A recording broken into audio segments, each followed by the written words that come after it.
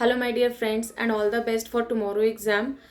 Actually ये video मैं बना रही हूँ क्योंकि मेरे बहुत सारे फ्रेंड्स ने मुझसे आर्टिकल्स के लिए बोला था कि उनकी कोई हेल्प हो जाए, जैसे कोई रिटन नोट्स मिल जाए, फ्लो चार्ट मिल जाए या आर्टिकल्स एक जगह मिल जाए।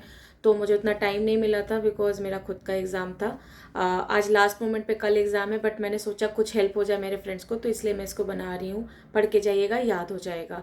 तो मैंने जो खुद के अपने के लिए जो ट्रिक्स बनाई थी वही मैं आपसे शेयर कर लूँगी। सबसे पहले जो ट्रिक बनाई थी वो मैंने 15 के टेबल में 3 आर्टिकल्स रख दिए थे। तो 15, 30, 45 और 46 ऐसे मैंने याद किया था। तो सबसे पहले मैं बात कर लेती हूँ 15 का। सो 15 ने क्या बोला? State shall not discriminate against any citizen on grounds of religion, sex, caste and place of birth. Okay, that is the first article. And the article number 30. Article 30 क्या बोलता है? All minorities shall have the right to establish and administer the educational institutions. Okay, so that is the article 30. And then article 45। अब article 45 पे आ जाते हैं जो कि बहुत इंपॉर्टेंट है। आर्टिकल 45 जो हमारा इंडियन कॉन्स्टिट्यूशन बना था, तो 49 में जो हमें एजुकेशन से रिलेटेड आर्टिकल दिया गया था दैट वाज आर्टिकल 45, और इस आर्टिकल 45 को डीपीएसपी में रख दिया गया। सबसे पहले बात करेंगे आर्टिकल 45 कहता क्या है। आर्टिकल 45 1949 वाले ने क्या कहा था? 6 to 14 ईयर्स के जो बच्चे हैं उनका फ्री एंड कंपलसरी एजुकेशन की पूरी जो रिस्पॉन्सिबिलिटी होगी वो स्टेट उठाएगा। बट इसको डाल कहाँ दिया? डीपीएसपी में। तो क्या डीपीएसपी में है तो हम उसके लिए कभी कोर्ट जा सकते हैं? नहीं, हम कोर्ट नहीं जा सकते क्योंकि वो बाय द लॉ नहीं हुआ।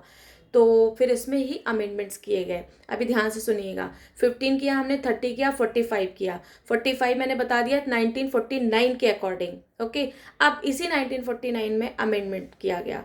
विच amendment? That is 86th amendment. और ये क्वेश्चन हमें बार बार एग्जाम में आता है। मैं वही आर्टिकल्स लेकर आई हूँ जो क्वेश्चन हमें बार बार एग्जाम में पूछे जाते हैं।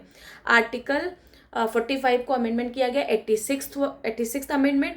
86th अमेंडमेंट से बहुत सारे चेंजेस किए गए, लेकिन जो 3 मेजर इंपॉर्टेंट चेंजेस है वो मैं आपको बता देती हूँ। सबसे पहले 45 को ही चेंज कर दिया गया। 45 को चेंज करके क्या बोला गया? 45 चेंज करके बोला गया ECCE, early childhood care and education below the age of 6 years. इसकी रिस्पॉन्सिबिलिटी किसकी होगी? स्टेट की होगी। पहले 6 to 14 था, अब इसको क्या कर दिया? 6 ईयर्स कर दिया, और इसकी रिस्पॉन्सिबिलिटी स्टेट की होगी। 45 को चेंज किया गया आफ्टर अमेंडमेंट्स। अब आ जाइए, ये पहला चेंज था। दूसरा चेंज इन्होंने फंडामेंटल राइट्स में एक नया आर्टिकल ऐड किया। अब ध्यान रखिएगा, जब फंडामेंटल राइट्स की बात हो गई तो इसका मतलब बाय द लॉ हो गया। अब इसके लिए अगर कोई प्रॉब्लम होगी तो we can go to the court. Supreme court में हम जा सकते हैं, हाई कोर्ट में जा सकते हैं। अब देखते हैं कि ये 21A क्या कहता है। 21A फंडामेंटल राइट है। सेम इसने भी फ्री एंड कंपलसरी एजुकेशन की बात की, 6 to 14 ईयर्स की बात की। ओके, इसकी पूरी रिस्पॉन्सिबिलिटी स्टेट की होगी।